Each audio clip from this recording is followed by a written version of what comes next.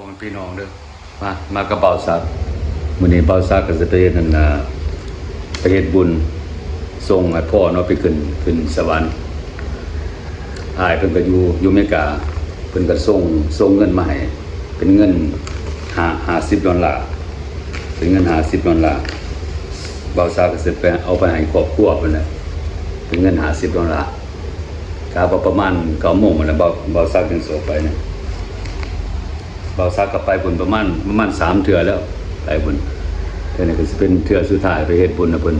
ก็เป็นวันศุกร์อยู่เมืองลาวเป็นวันศุกร์อยู่เมืองลาวนะส่งกับพ่อไปขึ้นสวรรค์นะคือสิหลายคนก็สิมาเนาะหลายคนก็ขอขอบใจสร้างหลายเด้อซอยทำบุญทำทานขอขอบใจหลายๆก็หลาย FCซอยเป็นกำลังหลอกกำลังใจเบาซักก็ขอขอบใจหลายๆ9 โมงเบาซักจึงสิออกไปเนี่ยเบาซักก็ได้ขี่มาฮอดนั่นน่ะทางลัก21อ่ะบ่ฮอดลัก21นะก็เจอกันนั่นน่ะเจอกันตำรวจยุดนะบ่ได้ยุดเบาซักหรอกยุดนะยุดหมู่นะยังรอถามหมู่มาอยู่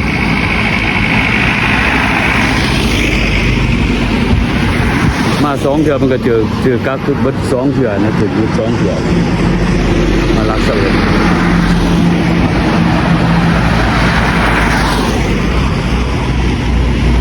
เดินก็รอถาเพิ่นมาเดี๋ยวขี่ไปบ่แล้วขี่ไปกันบ่ไกลดอกจากเฮือนนั่นน่ะเฮือนน้องสาวมณีจันทร์เฮือนมันอยู่ทางลุ่มเลยทางยังเรือบ่ไกลไปเลย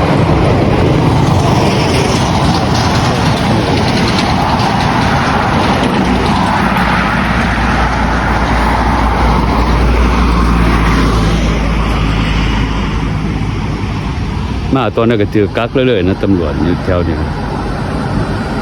ลักเสวย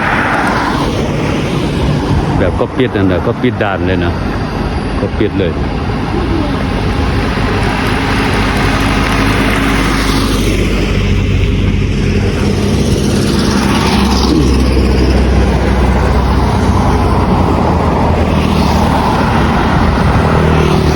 ก็เป็นเวลา9 โมงไป9 โมงครึ่งอยู่เมืองลาวเนี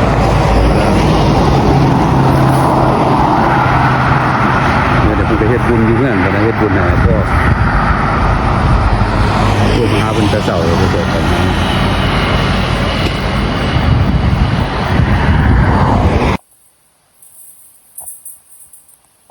มาฮอดเฮือนนั่นเด้อเฮือนมณีจันทร์น้องมณีจันทร์เพิ่นก็เตรียมเพิ่นกันเตรียมเครื่องของให้ครูบาอาจารย์นะเฮ็ดของเฮ็ดกินนะบ่าวซักก็สิได้มอบเงินให้เพิ่นนะบ่าวซักสิได้มอบเงินให้เพิ่นนะขอบใจหลายเด้อ FC ซาถูกบุญคุณคันบ่ได้เงิน FC ส่งมาให้นี่1มาเงิน FC 2มาเงินอ้ายกับน้องเฮ็ด YouTube นำกันนี่ซอยเรือนี่สิบ่มีกองบุญเกิดขึ้นเพราะว่าเฮาบ่มีเงินจักกีบจักอัดครัวเป็นอันนี้ก็ได้เพิ่นเอาสิไปส่งมาให้เพิ่นเป็นก่อนนี่ก็สาธุแต่บุญคุณ FC ฝากมาให้ส่งมาให้โมบุญนำเพิ่นกินทานนำเพิ่นเฮาก็เก็บเฮาก็ทอนก็โฮมจังได๋กองบุญกองหนึ่งนำเพิ่นได้เข้าไปเบิ่งเด้อกองบุญค่ะโอ้ยอยู่ทางไหนโดยหาอะไรแหละกองบุญเฮาบ่ได้ซื้อเป็นเตียงมันแพง 7-8 ล้านมันใช้เตียงบ่เป็นประโยชน์แล้วเฮาไปซื้อเอาตู้เย็นพัดลมซื้อบาทซื้อผ้าไตโอ้ก็เห็นอยู่น้อยนึงเห็นอยู่ในวิดีโอโอ้งามโดยขับไปเบิ่งได้เพิ่นตับตกแต่งแล้วเด้โอเคก็สิมอบเงินให้น้องมณีจันทร์เด้อเนี่ยเป็นอันเป็นเงินของอัน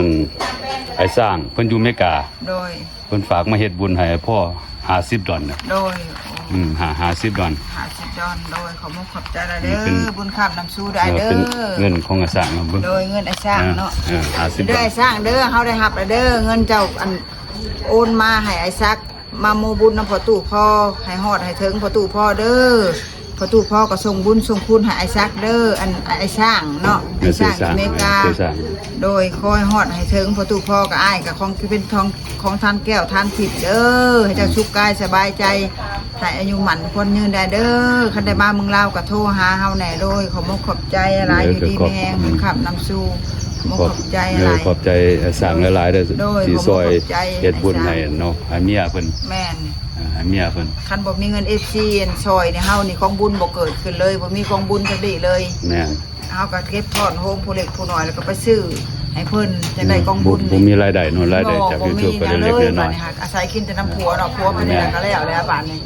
เฮ็ดแล้วตัวเองก็แข่งบ่ซ่าค้าบ่เกิ่งขึ้นนั่นนี่แหละนี่ เดี๋ยวสู่ชีวิตต่อไปนะ สู้ไปนี่แหละ ไป บ่ อยู่ สิ ไป มีแต่ สู่ ปาก ต่อไป เฮาผู้ นะ เดียวเลยขึ้นไปเฒ่าใหญ่แน่ยัง2เฒ่า ว่า กับเด็กน้อย2 มีเด็กน้อย2คนนี่ แม่เด็กน้อย2 มีแต่ผู้หญิงเบิดเนาะ ผู้หญิงเบิด มันยังเบิดก็ไม่เท่า กับแม่เฒ่าใหญ่98ปีตาบอด นะ แต่ว่าเมื่อก่อน FC ซื้อมาทุเรียนมาโอ้ยดีใจกินมาทุเรียนทั้งกินทั้งหัวดีใจ98 ปี 98 เพิ่น ปี ก็ ตา อายุ บ่ดี ยืน โอ้ เนาะ คันตาดีนี่เราไปหาเสียหญ้าตะกี้แล้วยังหนุ่มไปหารับจ้างเสียหญ้า อืม นั่งเคี่ยวหมากแล้วก็นั่งเสียหญ้า ใส่ภาพไปเบิ่งอันกองบุญ ไปโดยไป เบิ่ง ไป ไปเบิ่งกองบุญถ่ายสิว ไปเปิดกองบุญไป เห็นอยู่เห็นแต่น้อยหนึงอะงามอยู่เห็นอยู่มันงาม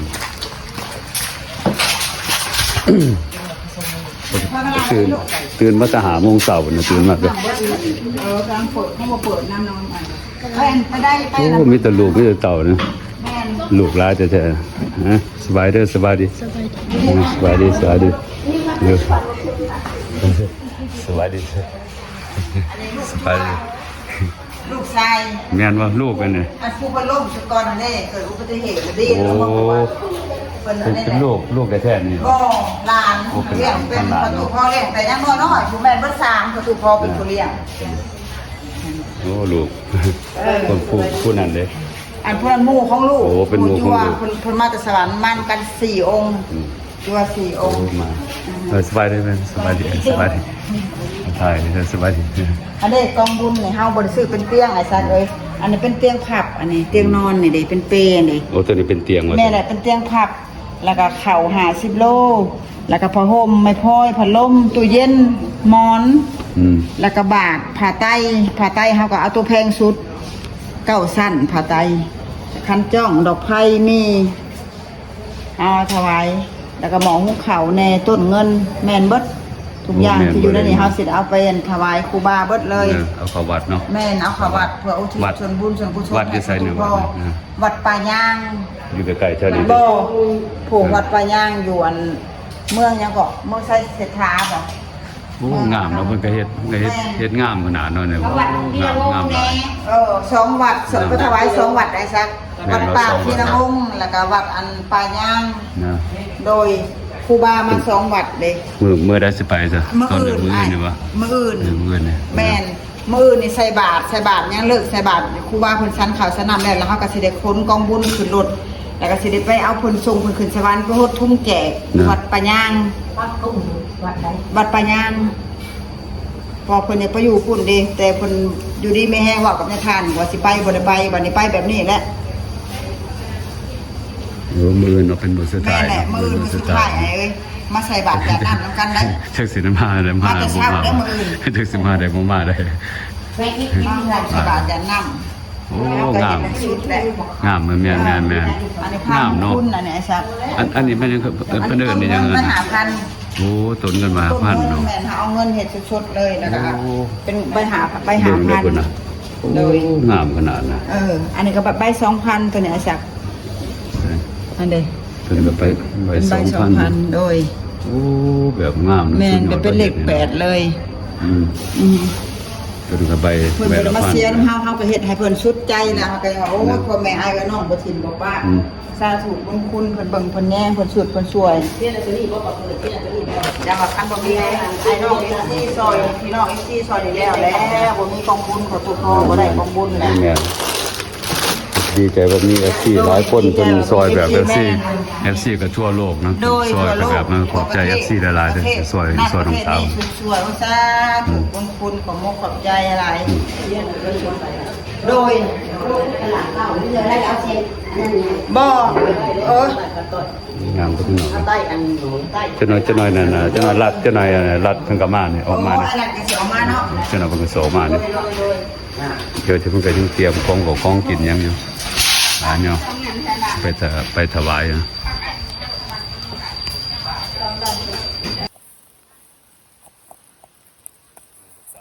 โตต่างๆเนี่ยมันเฮ็ดงามนี่โหจักเฮ็ดเด้นี่ เด็กน้อยอยู่เมืองลาวจังซี่แหละเก่งนะเห็นบ่วันนี้งามวันนี้มีแต่โตงามนะ ยิ้มให้เพิ่น เงยยิ้มแบบนั้นน่ะ ใส่กล้อง ก็ นะ สบายดีกับ FC นะ สบายดี ซื้อหยังเจ้าซื้อหยังเนี่ย ชื่อเวียง ซื้อเวียงอายุจักปีละ 12 12ปีโอ้ตัวใหญ่เนาะผู้นี้เด้ ชื่อวันใหม่13 12ปีให้กันเจ้าคือตัวน้อยเด้ เอาเงี้ยน้องกันบ่นี่นะเป็นเอื้อน้องกันนะหมู่กัน เป็นเหมือนกัน โอ้กะ นั่นจัดตัวจัดตังเลยเกียดงามเนาะตัวตังอากาศมันนี่ก็ดีขนาดอากาศมันก็อากาศดี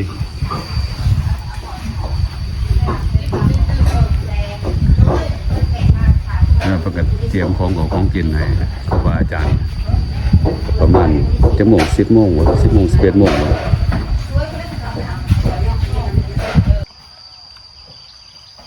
จักหน่อยเบาซักก็สิได้ออกเมื่อจักหน่อยนี่สิได้ออกเมื่อนะกับมายามเพิ่นเอาเงินใหม่เพิ่นเงินของอ้ายฝากมาจากอเมริกาทำให้เพิ่นจักหน่อยหลายคนก็ส่งมาเองเฮ็ดเป็นมื้อสุดท้ายแล้วมื้ออื่นเบาซักไปคือสิบ่ได้มาแล้วเลยเด้โอเคก็ขอขอบใจหลายเด้อเข้ามากดไลค์กดแชร์เบาซักนะ